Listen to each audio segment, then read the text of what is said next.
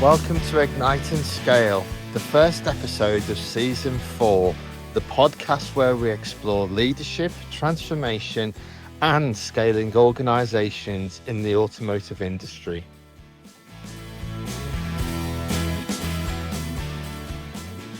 Today, I'm delighted to be joined by Andy Barratt.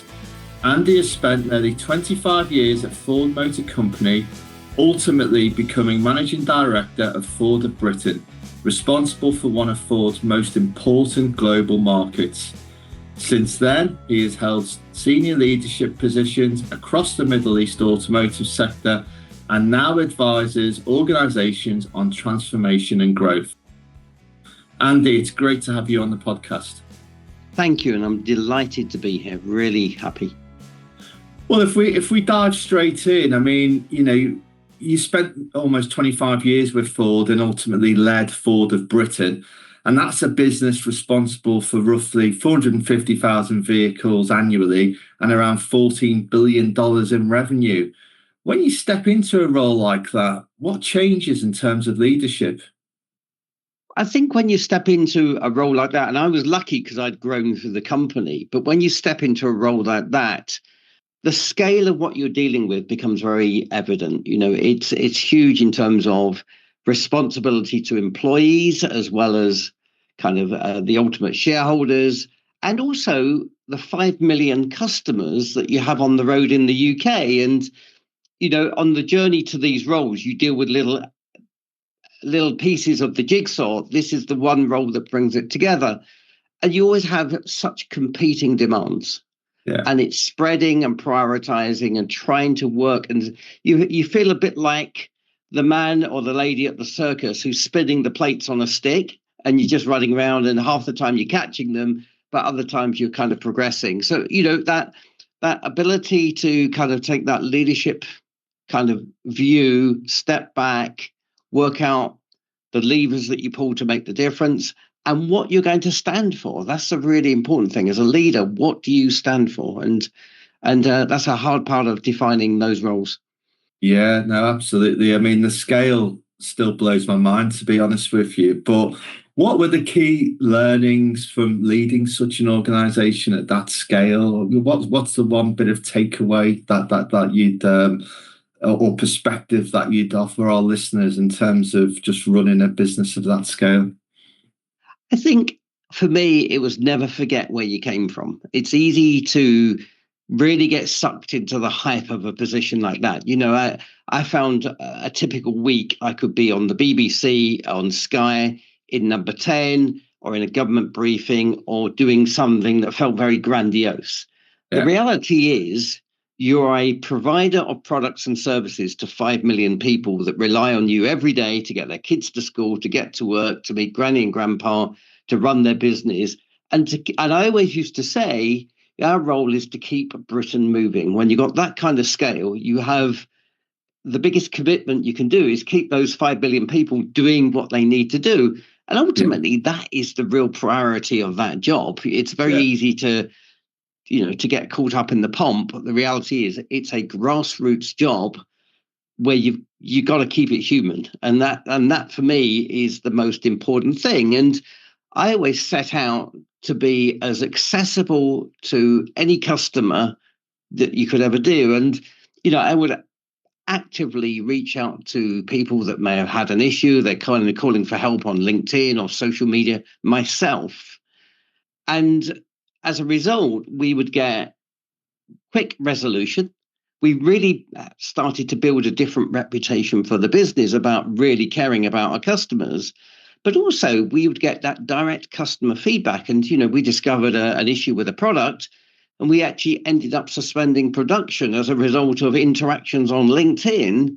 Wow. That gave us that quick feedback. So the more human you become and the more you stand for what the core belief of the company is, the better you get at making the decisions that drive the business. And I think we were a better company for it.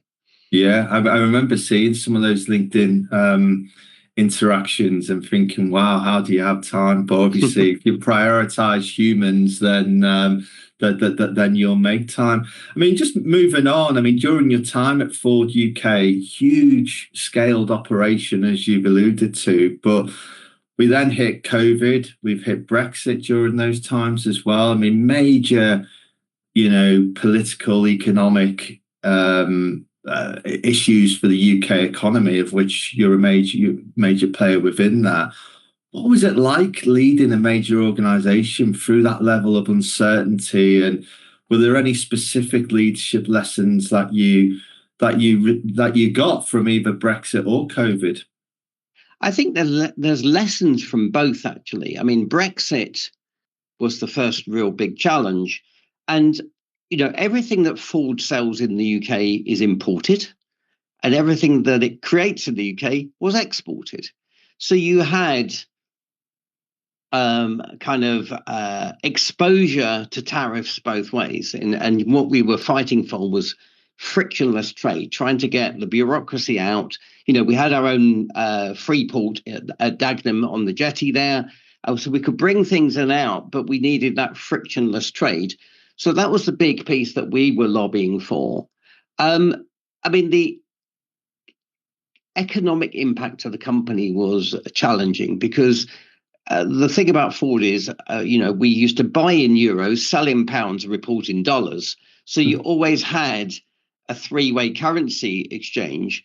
And the problem is, as soon as kind of the Brexit referendum went against those who wished to remain, and the company saw a lot of value in remaining, I think everyone else does now in benefit of hindsight, that the currency dropped, and that gave us huge exposure. And as a result, you're then into different kind of routes to market. You're trying to maximize your revenue chain to try and keep the company in the black, not in the red. And it's a different kind of challenge that you have. It's through pricing, cost reduction, all those other things. So you have to be agile, you have to be nimble, but you have to be very true and fight for what you believe in. And we were very vocal. I mean, I can't even remember how many media sessions we did around frictionless trade and the need to kind of not have tariffs, et cetera, et cetera. We never directly lobbied our employees because everyone should have free choice. Others did.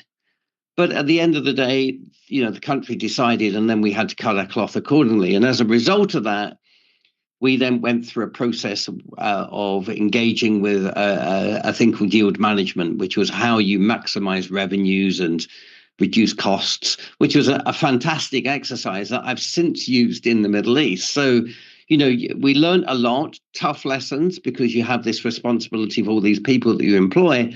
And at the time, it was 14,000 people in the UK. So it's a huge, huge kind of challenge. When we get to COVID, though, very different, because you kind of switch into a different role. One, you got to give the dealers the confidence that we're there with them, because obviously all the communications link and they don't break, but they become a different format. You move into a virtual world. You're helping them move into virtual selling. So it was communication with the team, the Ford team, 2-3 times a week on big kind of broadcast messages and live links, etc. We were, talking to the dealers constantly. There were weekly or bi-weekly updates. We interacted a dealer support program to try and mitigate costs, take away the things that we didn't have to do, the nice to-dos, because their business model had changed. And clearly they were furloughing much of their staff. But then you take a step back from that and you say, okay, in the bigger picture, what is going on? So through Graham Hall, who was the chairman at the time, we started to be part of the ventilator program, and we converted an area in Dagenham. We were making parts for the ventilators. We had at that time a demonstration fleet of about 800 fleet vehicles, transits, etc., that would go out to corporate customers. And we put every single one of those out into the market. So they were either with supermarkets helping with food delivery, so many ambulance services, police services, we in some cases I remember a case where a district nurse had her car vandalized. I don't know why. So we were loaning even her a car, and we were helping try and keep that blue light organization, that emergency services, as mobilized as we could.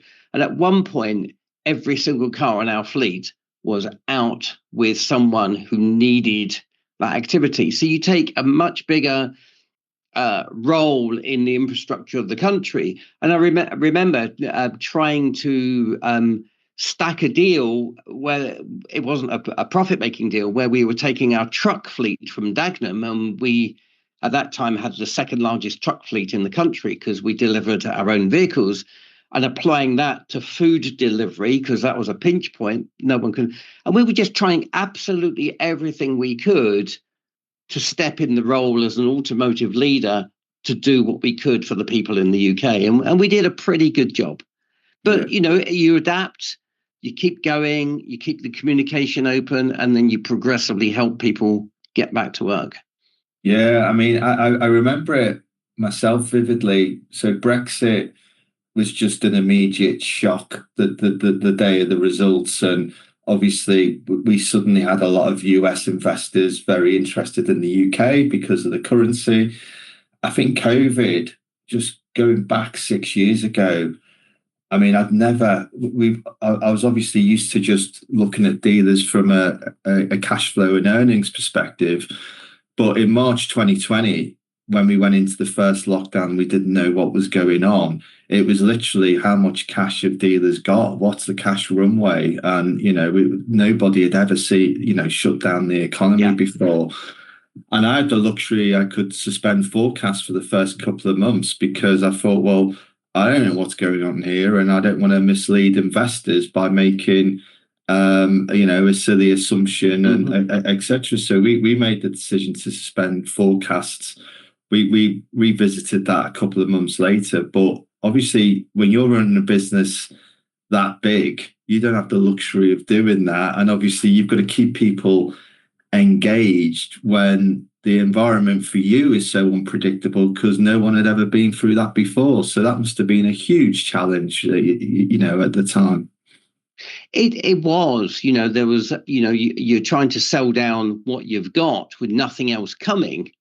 Because that gap in supply then becomes a real issue because the plants are shut down, everything else. So you're trying to, maximize the cash flow, the revenues. Obviously, staff were furloughed in some cases, particularly the manufacturing staff, and you're just trying to balance every single piece. What do you do to keep people engaged and feeling secure, but trying to keep the mothership as solid as you can. And, it was constant engagement with the government.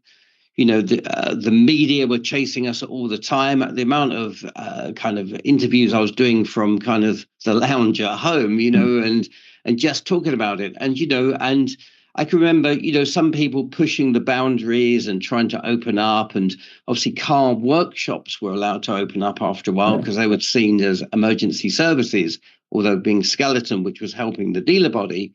And then we had to clearly ship parts and things like that. But beyond that, it was really difficult. And it was such a fine line the whole time in trying to just keep that balance and keep it. It was on a knife. Everything's on a knife edge at that point.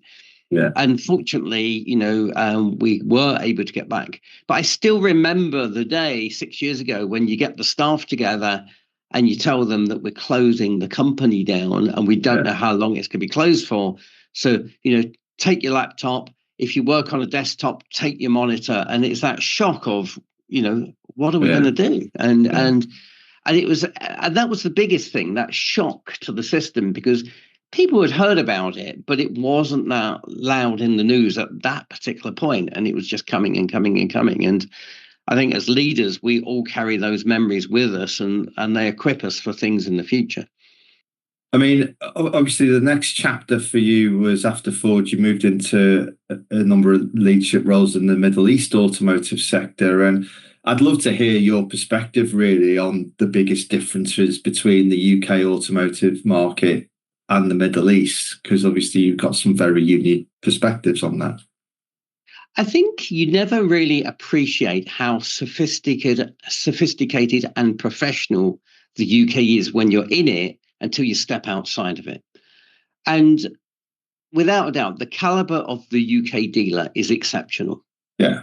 I know there's always tension between the OEM and the dealer. Yeah. And actually, that's a healthy tension because it means that both perform better. And without that tension, you don't get it. So you step into the Middle East. And, you know, I was very fortunate. I went to Dubai. I was in the largest distributor, which was Toyota, and I was running the Toyota and Lexus business.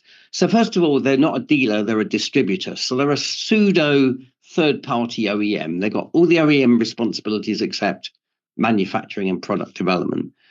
And so you kind of, it was a little bit of a repetition of the Ford role in a way, because Toyota was the brand that kept the Emirates moving. You know, it was the most desirable brand. Yeah.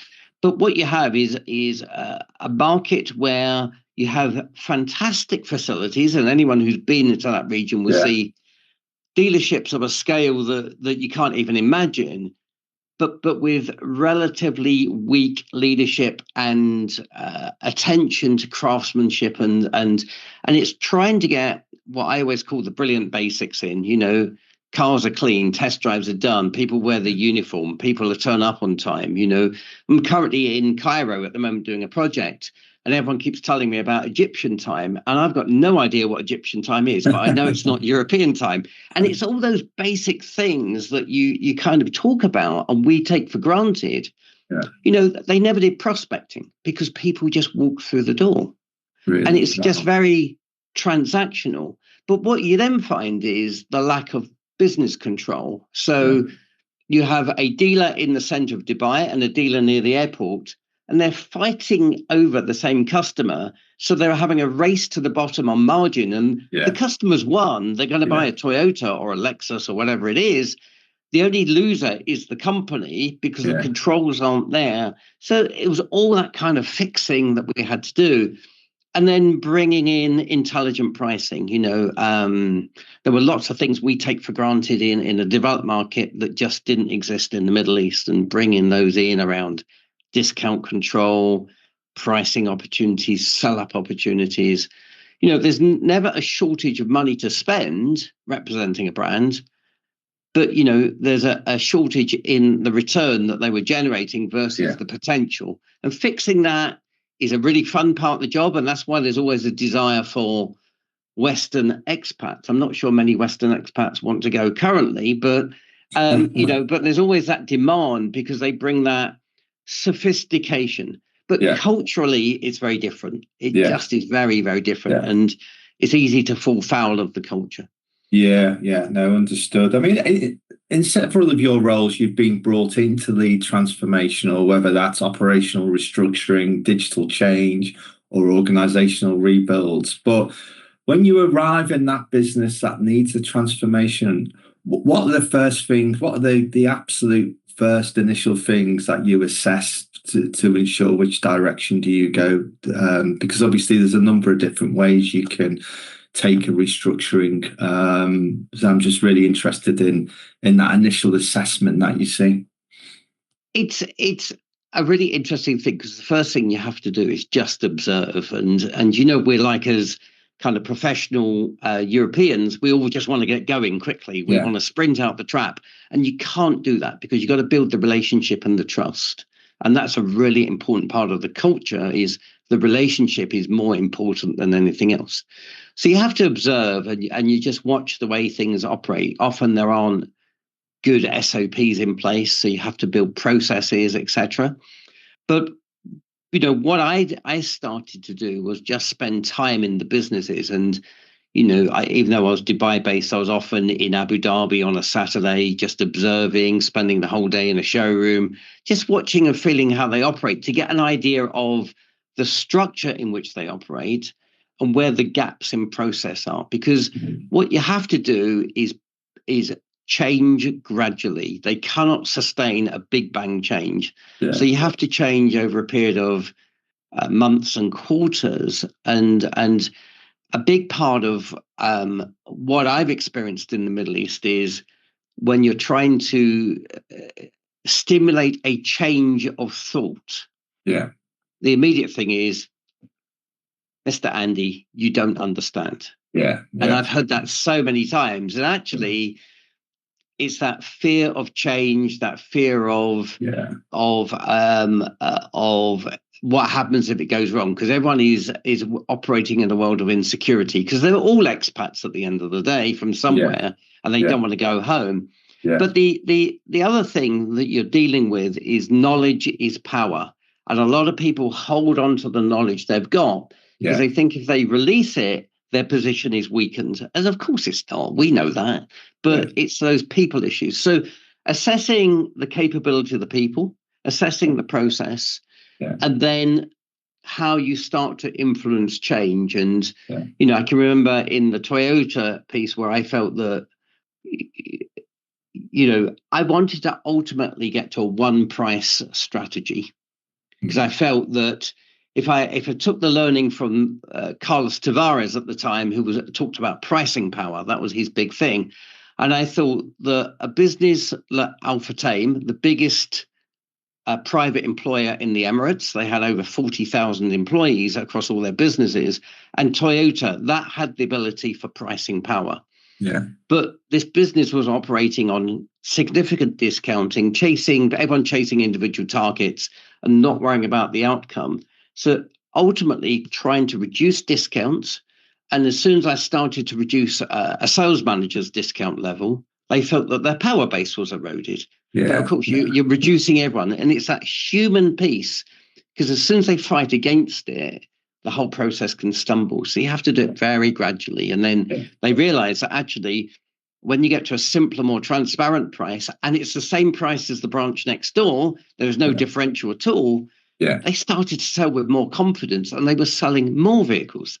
And it was and at that point that light bulb came on, the whole thing started to run really quickly, and it was hugely successful in the long run. It really changed the way the business operated.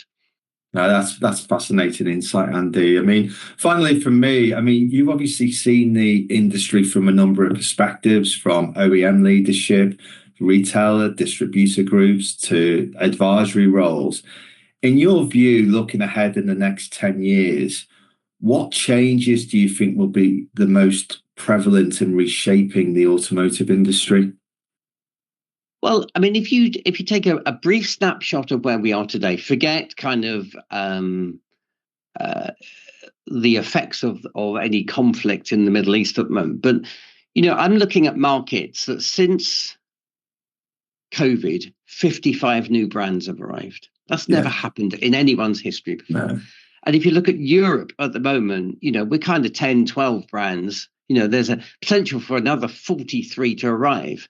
And I see dealer groups going around collecting brands like stamp collectors, a collector's fair. They're collecting everything up, not knowing which ones are going to work and which ones aren't, and diluting the core of the business. Now, I know that every legacy brand is going to adapt. They've survived 120, 130 years in some cases, and they've weathered every single storm that's come along. The Chinese will make them sharper, make them more nimble, make them cost effective, or maybe end up as a joint venture, a bit like Stellantis and Leapmotor. It's a marriage that works really well. So you're going to have a leveling out of OEM. They've democratized technology. So, the Ford, if you go back to Ford, you go back to the days of a Cortina, you'd have an L, a GL, a Gear, and a Gear X or whatever. You don't now, but the Chinese, you got one. And I think that's really clever strategy. So they've said you get all the technology. There's no poor relation or rich one. You're all equal. So you got a leveling out of that.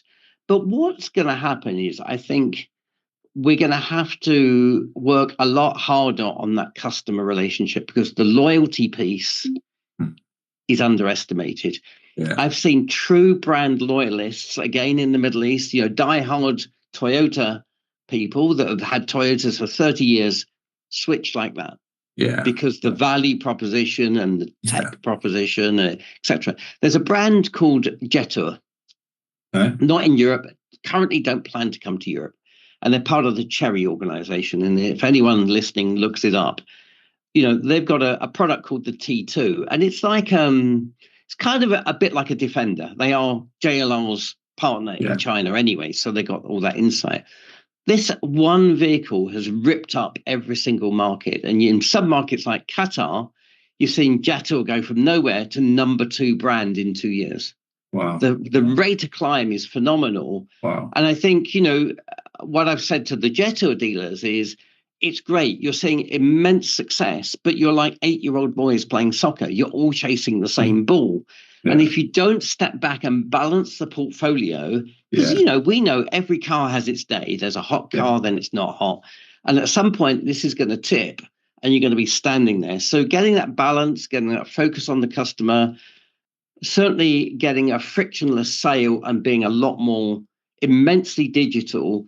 And the biggest single thing I will say to every single dealer everywhere is data is going to be the most important thing in your world. Data, intelligent CRM, how you bring that in with AI as well, things that you and I have discussed many times, Mike, in terms of bringing that ecosystem together will be the big differentiator. We all know how to look after a customer. We don't always know how to hold on to the customer. Andy, thank you very much for joining the podcast. I mean, your experience across OEM leadership, international markets, transformation, you know, offers a really fascinating perspective on how the industry is evolving. And I always learn something when I talk to you. So thank you. You're too kind. And thank you, Mike. Thank you. I appreciate it. If you want to listen to more episodes of the podcast, we're on all good audio platforms. Our website is also www.cambriaprivatecapital.com. And you can also find myself on LinkedIn and Twitter, where we publish our weekly blogs as well. Please do get in touch if you want more information.